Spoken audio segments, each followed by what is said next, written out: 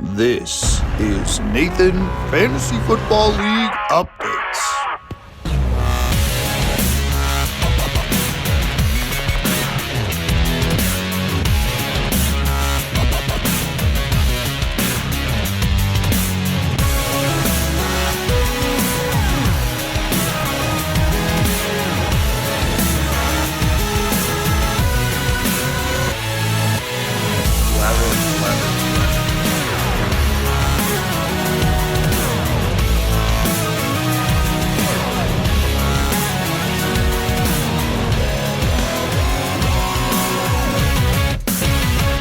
Nathan, Fantasy Football League Updates. Welcome back. We are here with our next set of tiers for our 2025 post-draft power rankings. Thanks so much for tuning in. Hope you guys enjoyed that first video with our bottom feeders tier list. We are now moving on to our average Joe's tier list. That's right. We have three more teams. My number 7, number 6, and number 5 team. So let's waste no more time and jump right in. If you missed the last video, go check that out. But we revealed my number 10 team to be the Empire Strikes Back, my number 9 team to be the Zestmeisters, and my number 8 team to be this year, Lyndon the Crow. So now let's meet my number 7 team, the team that I just think is going to miss the playoffs. But boy, I would not be surprised if this team finds their way into the playoff picture and could possibly make a run. And that team is the Guantanamo Bay Flying Squirrels. They finished last place last year right there with the Grand Rapids Groundhogs, now Lyndon the Crow. I think this year they're going to put up a little bit better of a fight. I feel like draft day, they did cause a lot of chaos. Let's be honest here. Saquon Barkley at pick 2 was insane, but they kind of pulled it off. I don't hate the pick. I feel like him and Jamar Chase should have been the 1 and the 2, at least in the projected rankings. Those guys had monster seasons. Now, that's not to say Saquon definitely probably won't have the same production he had last year, but he's still going to be really good. Definitely a top 5 fantasy running back, and he's now with you on the Guantanamo Bay Flying Squirrels, so I don't hate that pick. I think where the problem lies with the Flying Squirrels for me is that they fell into the Eagle trap that I kind of diagnosed when I was going through my pre-draft kind of planning, and it was a possibility at 103 for me to take Saquon if he was there, but I couldn't because of what the Flying Squirrels did, pairing him up with his teammate, A.J. Brown, in the second round as their wide receiver 1. Yeah, that's right. So you better hope that Jalen Hurts doesn't rush for a touchdown twice a game, because neither of your guys have the chance to get production. Now, granted, they can still have great games without scoring touchdowns, but a lot of the points are touchdowns. And A.J. Brown, he was so spotty last year. Sometimes after he called out the Eagles, he scored touchdowns and got points there. Saquon Barkley, he gets into the end zone occasionally, but this is the trap you're falling into. Your top 2 players are both guys on the Eagles, and with Jalen Hurts and the tush push taking away touchdowns and fantasy points, it's going to be a tough world some days and some weeks with these guys on the roster. But that was a thing that I wanted to avoid, and unfortunately the Flying Squirrels did not. Now, that's not to say this team can't be great if the Eagles are great. Love the Saquon pick. A.J. Brown, don't really know how I feel about him, especially as a wide receiver 1. So you fell into the Eagle trap. But I feel like you backed it up all the way around, though. Pretty solid. Your QB room, Joe Burrow, love that pick. And you pair him up with a sleeper who is like projected the 21st quarterback in C.J. Stroud. I love that right there. I think he'll have a bounce back season. That's a great quarterback pairing, probably one of the better ones in the league. I love the Saquon pick. James Cook, he just got re-signed to a big deal, so that lets you know they're still going to give him the rock. Hopefully Josh Allen doesn't take a lot of those touchdowns like he did. Well, he really didn't. James Cook got in the end zone nearly 20 times last season. So if he can keep that production up, that's pretty solid. So I love that 1-2 punch at running back. You pair up A.J. Brown with Garrett Wilson. Just don't know with Justin Fields at quarterback how much they're throwing the ball in the new offense. It's probably going to be run-centric between Fields and Breece Hall. We're going to find out, but I feel like Garrett Wilson's a fine flex option. I feel like he's going to be that kind of wide receiver who's up and down and up and down. I'm sure some Ohio State bias played into that for the Flying Squirrels. Mark Andrews is a big question mark for me at tight end. Is he going to kind of turn it up again like he did at the tail end of the season? Lamar's going to start getting him the ball as his consistent target again? Or is he going to continue to age his way out of the elite tight end category? That's a big question mark for me for sure. But you went out and made a couple moves on draft day to move up and move back with some picks. You got DK Metcalf in the process at your flex. I love that. He's going to be the guy for Aaron Rodgers. He's pretty much the only wide receiver, the big-time wide receiver now in Pittsburgh. Love the pairing of DK Metcalf out there. I think he's more of your true wide receiver 2, maybe even wide receiver 1 if he really turns things up. Again, with Aaron Rodgers now in Pittsburgh, new place. And Garrett Wilson's more of that flex option, but you back it up well with one of the better benches in the league. I gotta say, Quinshon Judkins, I feel like really highlights that room right now. He's still got to sign that contract, dealing with some stuff off the field, but he's going to be the lead guy in Cleveland. I feel like he can kind of find his way to be a flex option. Again, another Ohio State guy. Not a surprise. You got some good picks in there as well. Deebo Samuel, if Terry McLaurin doesn't play, he's the wide receiver 1. Love that there. And then Dallas Goedert in case Mark Andrews doesn't work out. Isaac Tesla, not sure yet. I'll get the pronunciation soon, but that's a sleeper waiting to be unlocked. I love that pickup as a free agent waiver wire. And then Tua, no surprise, the Dolphins bias there comes into the picture, but we'll see if he can stay healthy at your quarterback 3. So I like a couple of pieces on the bench. Got a couple question marks overall at the wide receiver position and that double eagle system on the position players. But I think there's a lot of potential, and I wouldn't be surprised if this team finds their way into a playoff push, sneaking in at the lower half of the playoff seed, maybe able to make a run if Saquon really repeats what he did last year. CJ Stroud returns to an elite quarterback. Joe Burrow continues to be great. And you get production from Metcalf, Cook, Garrett Wilson.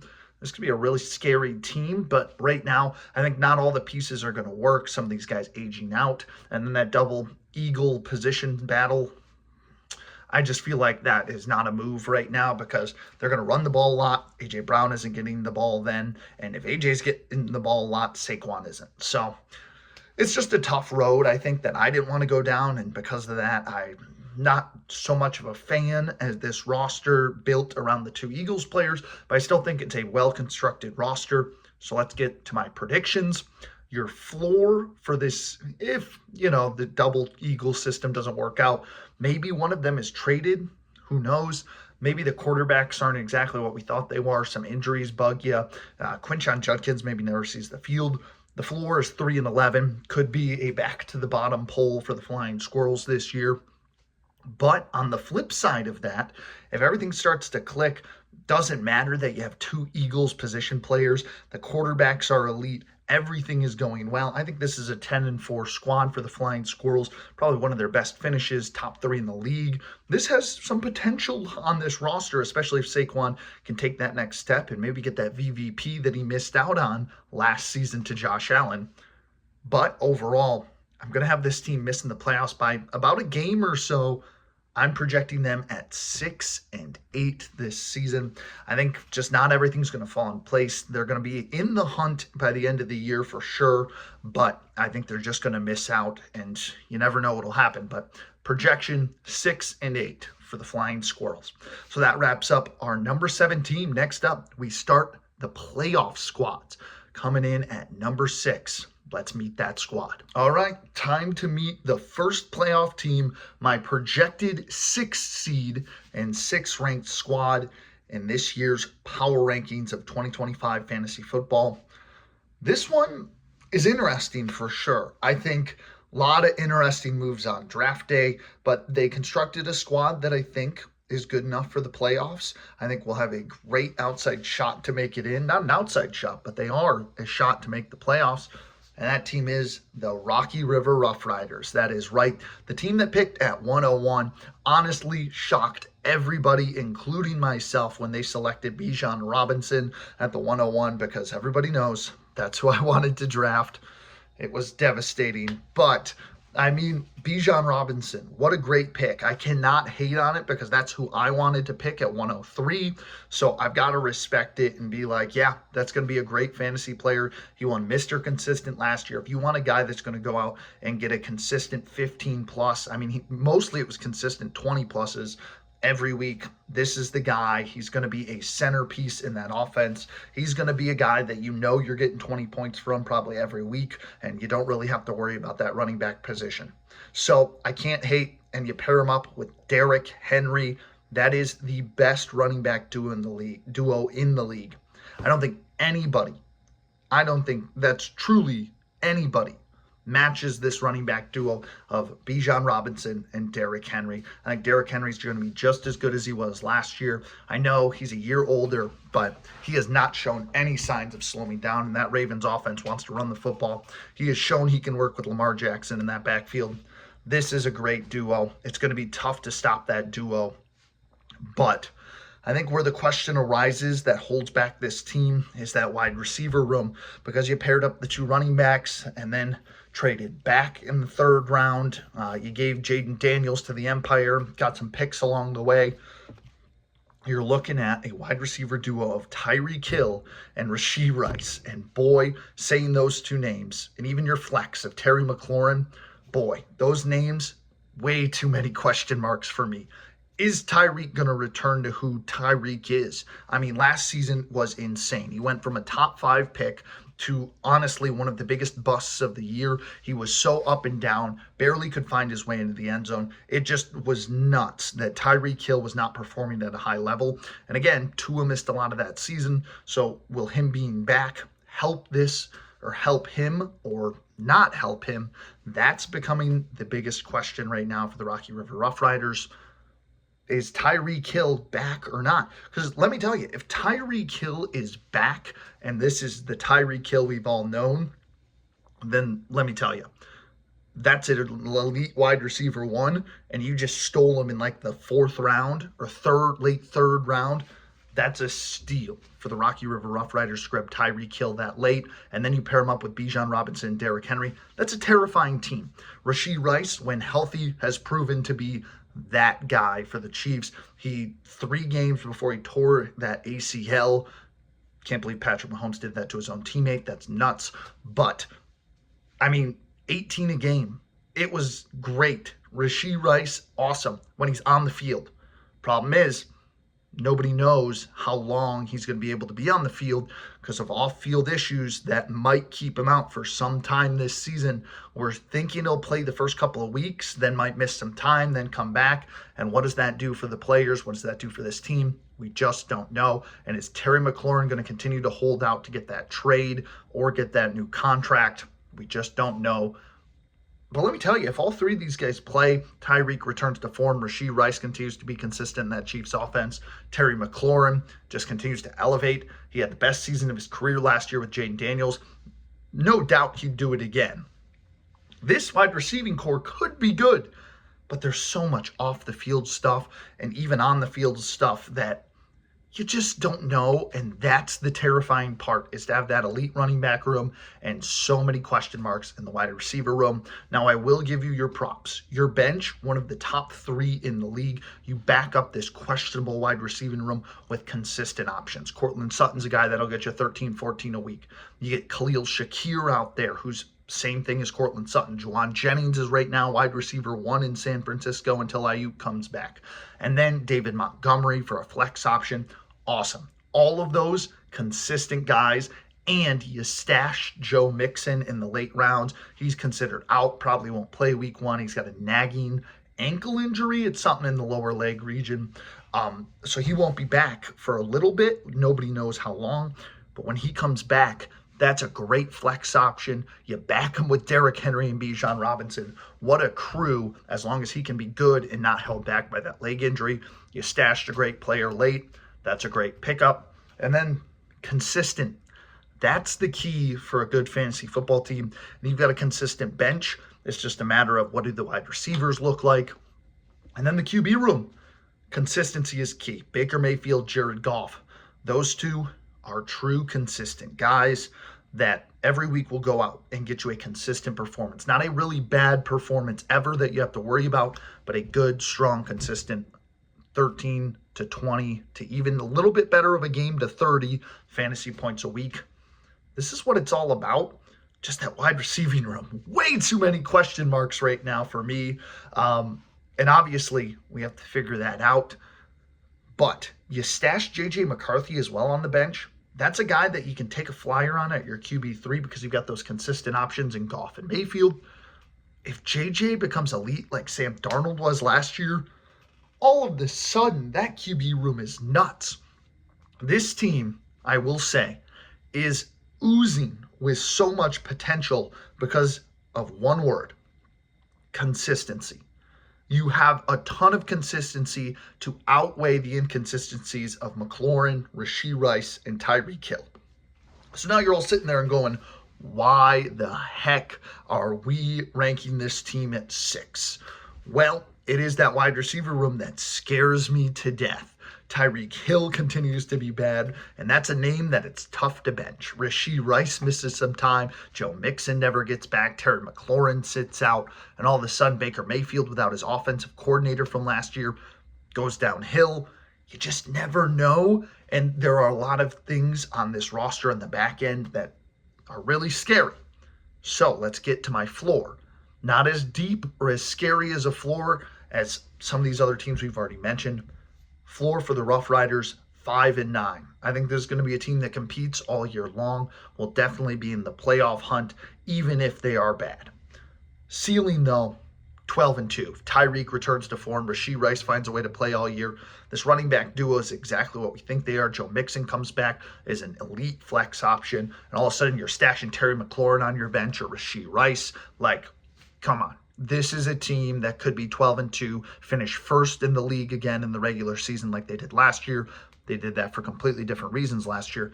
This could be one of the best teams in the league at 12-2, but way too many question marks for me right now because of that. 7-7. I'm going to put them right in the middle. They sneak into the playoffs because we know not everything's going to go right. You're going to have weeks where things go wrong. Maybe some health injuries or just the receiving room isn't working out. We've seen the Rough Riders make some deals if things aren't going right. So a 7-7 finish, sneaking into the playoffs. Maybe they do some damage, go on a deep run as that 6th seed. We don't know yet. Obviously, that's a while away, but that's my prediction. Rocky River Rough Riders, your 6th ranked team. They're oozing with potential. You just don't know with that receiver room, and that pulls everybody else down. So there you go. My 6th ranked team, the Rocky River Rough Riders. All right, our final team in the Average Joes category. And this one, I think, is going to come to a surprise. This was a team that I think came in with a great strategy, and then the strategy got flipped on their head. And that is because this team at number 5 is the reigning champs, the Tucson Gila Monsters. That's right. I am ranking myself at 5 because I came out of that draft going, this is not what I had planned at all. None of this panned out how I thought it would. We reset, and I think we reset in not a horrible direction, but in a direction I don't think I'd ever planned on. So the Tucson Gila Monsters, we came in. Honestly, I cannot complain. I got a steal at 103. Jamar Chase fell right into my lap. I am so happy to have the projected number 1 player. He had 3 40-plus point games last season. He was a monster, and I think he'll be a monster again because of how horrible the Bengals defense is. They're going to have to throw the ball, and Jamar Chase always is the guy there in that Bengals offense. So no complaints there. I've got a guy that I know is going to go out and just dominate all season long. But the rest of my plan, because my plan hindered on Bijan Robinson being my pick, getting a good wide receiver in the 2nd round, definitely some things I would have done differently looking back. But then I paired him up with Josh Jacobs. Jonathan Taylor was probably going to be the pick. He was already off the board because Jonathan Taylor feels like a more true running back 1. Josh Jacobs, although I feel like he's a great option, had him last year. He's a consistent scorer. I love him as my solid elite running back 2, fringe running back 1. He's going to be consistent. He had a span where he scored a touchdown every single week for like the middle to tail end of the season, which was fantastic. I will never complain about that. He was a consistent option. He just doesn't necessarily have the potential to go off for 40-point games necessarily, just because of how that Packers offense functions. I still think he's going to be solid. I just have speculations about a room that I really hold dear, the running back room, that I need to be consistent every week. And I'm hoping Josh Jacobs, Kenneth Walker, when healthy, is usually very consistent. Usually I like a running back flex. Don't necessarily have that right now. So we'll have to see what happens there. But it's an interesting running back room for me. It feels consistent, but very middle of the line. Now, we get to the part where I feel like I overcorrected. We get to the third round. There is an elite receiver, Brian Thomas Jr. on the board. I'll say it. I mean, he was the plan in the second round if I got Bijan in the first round. And I thought quarterbacks would go flying off the board. This year, the quarterback market was shot out of the cannon for no reason. Not a lot of quarterbacks flying off the board. I ended up taking Jalen Hurts in the third round. I mean, don't get me wrong. Elite quarterback. I know he's going to push his way into the end zone so many times this year. He's going to be really good. There is no doubt about that Jalen Hurts is an excellent pick. It just leaves a couple holes on my squad that I feel like I would rather have a position player over an elite quarterback like I have in years past. But nonetheless, we now have Jalen Hurts. I feel good about him. It's not that I feel bad. I just feel like the team didn't shape out the exact way I thought it would. So quarterback room at Jalen Hurts, I feel confident at that. And Trevor Lawrence, if he can stay healthy, I think this is the year he elevates his game. We saw what happened to Baker Mayfield with his offensive coordinator, who is now the head coach of the Jacksonville Jaguars. I think Trevor Lawrence can take that jump now. So I like that 1-2 punch. And Bryce Young, we saw the potential he had at the end of last season for the Panthers. If he can catch that lightning in a bottle this season, great stuff there. Great quarterback punch. Running backs again. We got to figure it out. I'm sure these guys will be consistent, but usually I like a little bit more depth there. But I got Jamar Chase running the wide receiver room, which I will never complain about. Mike Evans, my wide receiver 2. Watch this be the year he doesn't get 1,000 receiving yards. I'm kidding. I hope he does. Absolutely. He needs to, because I am expecting him to be just as consistent. He's a consistent scorer week in and week out because he gets consistent targets to get to 1,000 yards. Hopefully he's on the board. And Evan Ingram in a new place in Denver. I think Bo Nix will find a liking to him, get him the football. He's back on track and to be an elite tight end. Then I took a risk, went rookie in Teteroa McMillan. I get a 1-2 punch if Bryce Young and Teteroa McMillan really go together. I put those two together. That could be an elite combo for me if Trevor Lawrence doesn't work out. I'm excited. I think McMillan's the guy. They got their guy. They spent a top 10 pick on him in the draft last year. If he can turn it up, I think Tet McMillan is going to be an elite receiver, have a season like Neighbors or BTJ did. That would be the most ideal situation for me. If him, Jamar Chase, and Mike Evans can figure it out, that's a lethal wide receiving room that I think I can live with and outbalance a running back room that I really love to use and to have consistent options. So I'm excited about the potential, just didn't expect to have that much. And then we get to my bench, which I have to say, I feel like I really locked down my bench early, gave way to a couple quarterbacks I could have gotten. I think my bench might be top 3 in the league. I mean, it is going to be very depthy. DJ Moore is on my bench. I got him as a steal in like the 8th or 9th round. I thought that was huge for me. He's another piece that Ben Johnson is now coaching him. He is an offensive guru. DJ Moore is going to get fed the football, have amazing games. If Tet McMillan doesn't figure it out and doesn't work out, DJ Moore is going to be the guy. I've got the flex option. Aaron Jones Sr. now, Aaron Jones. There is some competition with Jordan Mason now in the backfield. Might end up taking some of his job, but at this moment, he is the running back 1. If he can fend off Mason, have a good year, just be consistent, that's my running back 3. Some consistency out of him. He can slide into that flex spot some weeks. I've got options. Chris Olave, another steal I feel like I got. I know, his quarterbacks are horrible. He's dealing with concussion problems. Derek Carr did not do him favors. These quarterbacks might not either. But Chris Olave is the only weapon they've got on the offensive side, receiving room, outside of Shaheed rather, excuse me. I think Chris Olave is going to have a great bounce back year. I think that's a steal of a pick. Another great piece that if things don't work out in my wide receiving room or my flex, Chris Olave is an option. Austin Eckler just elevated himself as well because they traded Brian Robinson Jr. I know there's a lot of buzz about this new rookie who's probably going to get a lot of carries. I still think Austin Eckler's the guy. He's going to get a big increase in production as well, especially in that receiving side of things. I love that move. And then Nick Chubb right now is sitting there on the bench with Joe Mixon out. He's a great guy that can probably get some deep carries. Ayuk and Harris, Najee that is, both stashed on my bench, both dealing with injuries on the IR. So when they come back, though, I think they're going to return great pieces there. I think this is one of the best benches in the league and really backs up a team that I feel like is just middle of the road. Now, this is not to say I am not extremely confident I can run it back, because last year I ranked myself at 4, didn't know how that team would turn out. This team is going to run it back. I still have 100% faith we are going to be back-to-back champions, but we just got to figure it out. Pieces need to fall into place. And I think having a deep bench really, really helped me there. So let's get into my predictions for the reigning Tucson Gila Monsters. The floor for this squad, I think, is very similar to the Rough Riders, 5-9. I think we won't be horrible. We're going to be competing all year long, but if things don't pan out across the board, it's a 5-9 season. My running back room turns into shambles. Ted McMillan doesn't pan out. Some of the bench guys get hurt. That's the only problem with my bench. There's a lot of injuries. It's a 5-9 year.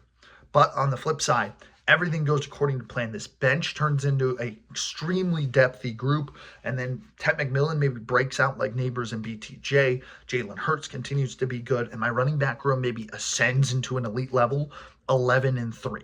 I think this team could be one of the better ones in the league if everything goes right, because you've got Jamar Chase on the roster. But my prediction for this squad, I'm going with 8-6. I think we're going to be good enough to make it in. We were the 2 seed last year. I don't think we will get that luxury this year. We will be fighting for a playoff return. We have finished in the top 4 every year. One of those years is 4th place. The other one's second, first. We've got to run it back. That's the standard. 8-6 for my Tucson Gila Monsters, but we are running it back this year. Don't let my power rankings fool you in the preseason. We are going back to back. Well, that'll do it.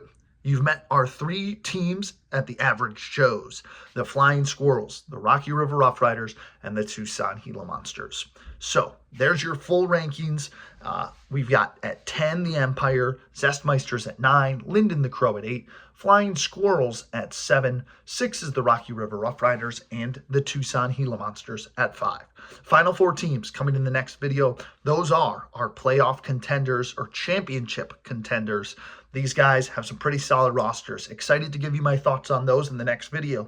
So leave a comment down below. What do you think of these squads? What do you think so far of the rankings? Do you think a team should be higher, lower than how I ranked them? Let me know below. Leave a like and subscribe, and we'll see you next time here on the Nathan Sports Talks channel.